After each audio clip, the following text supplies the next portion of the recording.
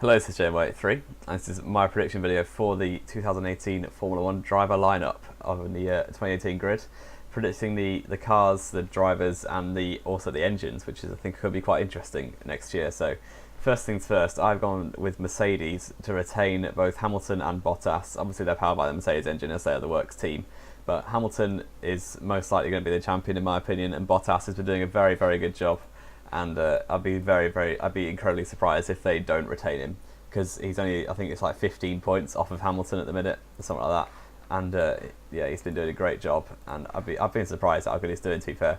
And he's not controversial, he's nothing for Mercedes to worry about, he's just doing a very good job. So Bottas will be retained in my opinion. Yeah, he's only, what's that, like 21 points off of Lewis Hamilton at the minute. For Mercedes number 2 driver, he's very, very good at doing what he does. So Bottas to be retained by Mercedes. And then Ferrari, I've gone for Sebastian Vettel. He's basically in the seat already. He's their like star driver. And next to him, I've gone for Kimi Raikkonen. I don't think he'll leave.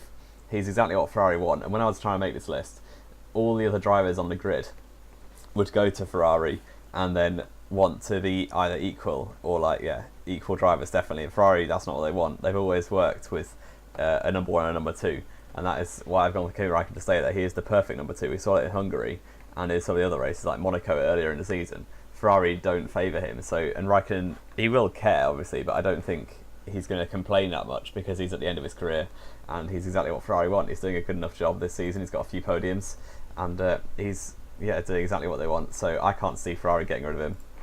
He'll stay for one more year and then Ferrari might go for someone else. Then Red Bull also have gone a bit boring and said they're going to retain Ricciardo and Verstappen. So they're both under contract. The Red Bull's been improving a little bit. Whoever wants to buy them out their contract will pay an awful lot to get rid of their contract. And I've gone for Red Bull to retain the Renault engine as well, but obviously branded as probably Tag Heuer or some other sponsor if they can find one. But that is what I've gone for Red Bull to retain Ricciardo and Verstappen. They're both doing good jobs. Verstappen to getting unlucky this season. But then my first quite bold prediction comes with Force India, who I have predicted to change their name and their full driver lineup. So Force India, there's been rumours about changing the name because they're not calling it Force India. They don't really have any Indian sponsors anymore since the Indian Grand Prix is no longer on the calendar. So I've gone for them to be renamed into Force One, which is one of the names that I've heard going around a bit on the rumours. Like, I might not be right on that name change, but I reckon they will actually change their name for the next season. And the reason I've gone for the full driver change is because we've seen it in Canada and in Baku that Ocon is just improving all the time. And Perez is no longer really the number 1 driver, and there's going to be a lot of tension, I reckon, in the second half of the season. We saw it boil over in Baku when they threw away definitely double podium, maybe even a 1-2 in that race. And I reckon Force India probably would want a fresh start with this new name, Force One, and that is why I've gone for Carlos Sainz and Pascal Beuerlein, a Mercedes young driver, in that car, which I think will be a very, very exciting lineup. Sainz is one of the most underrated drivers on the grid, and Pascal Beuerlein is one of the hottest prospects on the grid. So if they can get both of them in that Force One car, which is powered by Mercedes engines still, and that is going to be very exciting if that does come true. But then Williams, the next team on the grid, I've gone for Sergio Perez to jump ship to Williams, the other Mercedes powered team, and partner Lance Stroll, as Felipe Massa will actually retire this time, hopefully, and not fake it like he did last time. But Perez, they obviously need a number 1. They need a driver over 25 for the Martini sponsorship. And I've seen a lot of people saying Beuerlein to Williams, which just won't happen, while Stroll is also there because they're both like under 20. So Perez has stayed at Force India for quite a while. He's had quite a successful run. I reckon he will probably get a podium at some point this year. He's had one every year. He's a decent driver, and Williams should be a good home for him. And that's why I've gone for him as part of Lance Stroll. Have a decent lineup. Stroll's been improving a lot lately, but people have to remember he is only battling against Felipe Massa, who was going to retire last season. So Massa's like not the best. He was outclassed by Bottas for a long time, and Stroll's only just matching him. So, and next up is Renault, and I've gone for Nico Hülkenberg as he is contracted to the team for next season. And partnering Hülkenberg, I've gone for Esteban Ocon, who was Renault's reserve driver in 2016 before he went to Manor, and was also their test driver and young driver when they were Lotus in 2014 and 15 as well. So I've gone for Ocon to jump ship to Renault. Obviously he is a Mercedes young driver, but I could see Renault, they've got one of their own in Nico Hülkenberg. So Ocon is a solid driver to go and partner Hülkenberg. I think that'll be a very strong lineup for Renault next season. And I've gone for Palmer to be kicked out of the team. He's not doing a good enough job at the minute. He's got no points this season so far. Hülkenberg has, let me just go and check, Hülkenberg has 26 points and is carrying the team to let me just get the constructor standing up. Hulkenberg is currently 8th in the standings. If Palmer had scored any points, then it would probably be above Haas F1, and they would be closer to Toro Rosso, definitely. So it's definitely a one-man team at the minute. They need to get 2 drivers who can both score points quite consistently for Renault. That's why I've gone for Esteban Ocon in the team next season. That would be a quite exciting lineup as well.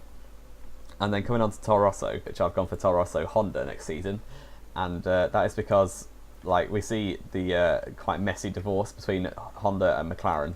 So I don't think McLaren will be powered by Honda next season, and that is Honda don't want to quit F1 though. So Toro Rosso seems like a good home for them. The team is only really designed to bring the young drivers into Formula 1. So the team don't actually care how good the car is. Obviously it's a bonus if it's decent, but the team don't really, the Red Bull family don't care if Toro Rosso is competitive or not. So I've gone for the Honda engine in that car with a view in the future for Red Bull Honda, if the Honda actually pick up their game and make a good engine for once, which they can keep developing with Toro Rosso, which I think is perfect. I think Red Bull Honda is a match made in heaven really, and Toro Rosso Honda is a good place to test it out until Honda make a decent engine. It'd be sad to see them leave F1, but obviously McLaren hasn't really worked out for them. But I've gone for that lineup of Danny Kvyat and Pierre Gasly, but I just want to make a caveat, if you will, pardon the pun, and say that if Kvyat doesn't pick up his game, then I can see Nico Carey in that seat. Obviously that's quite a big jump for Carey, but we've seen it before. Toro Rosso, or Red Bull in general, are quite cutthroat with their drivers. We saw it with Jean-Eric Vergne, with Alguersuari and Buemi. If they don't cut it, then they just get kicked out, which some people said Kvyat should have been kicked out before this season, definitely, but he got it this year, and I reckon this could be his last season unless he picks up his game an awful lot. Gasly would be there, and he is a GP2 champion doing a solid job last season, but then this year he's kind of can't really get a consistency anywhere. He's in Super Formula, but that's not going too well. Toro Rosso Honda with Danny Kvyat and Pierre Gasly, but also Nico Carey if Kvyat doesn't pick up his game. And my prediction for McLaren is that they retain both Stoffel Vandoorne and Fernando Alonso. And Vandoorne, I think, is contracted. Alonso is, I reckon, will stay for another year, especially if McLaren get the engine, which I've predicted, which is the McLaren Mercedes, bringing that partnership back together. Obviously, we've seen Honda mess up too many times over the last 2 years, and Alonso will stay, I reckon, if they get a Mercedes engine in there, even a Renault engine or something, just something better than a Honda, and Alonso will stay. But we could see him run to IndyCar or something if not, but I doubt that's the case, as he's a very good driver and he won't really give up. Fernando Alonso, he's still determined as ever to get that 3rd World Championship.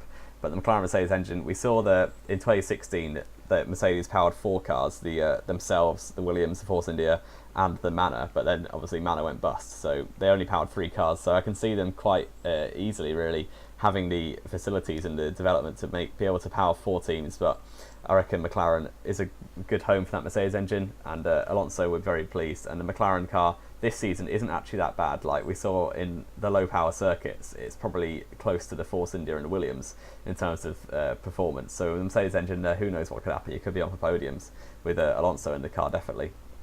Then Haas is a pretty boring one. They've already confirmed the Ferrari engines, and they've confirmed Grosjean and Magnussen for next season, so there's no point predicting anything different. So they are the 2 drivers for Haas F1. And then Sauber, they've confirmed also the Ferrari engines, which is the 2018, the latest Ferrari engine, which I think will be very good for them, because this season they've had the old Ferrari engines, and they were looking like having the Honda at one point, but they've got out of that deal luckily, so they're on for the Ferrari engine now.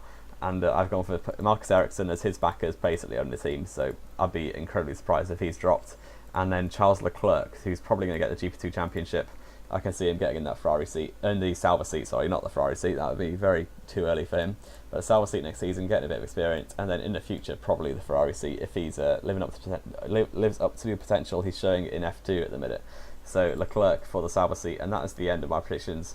And leave comments on what you think about these. Like the video if you agree with my predictions, and if you just like the video generally, and comment what your predictions are for the 2018 season. And yeah, subscribe for more videos on the F1 2017 game when it comes out this week. And this has been JY83. I hope you enjoyed, and I will see you next time.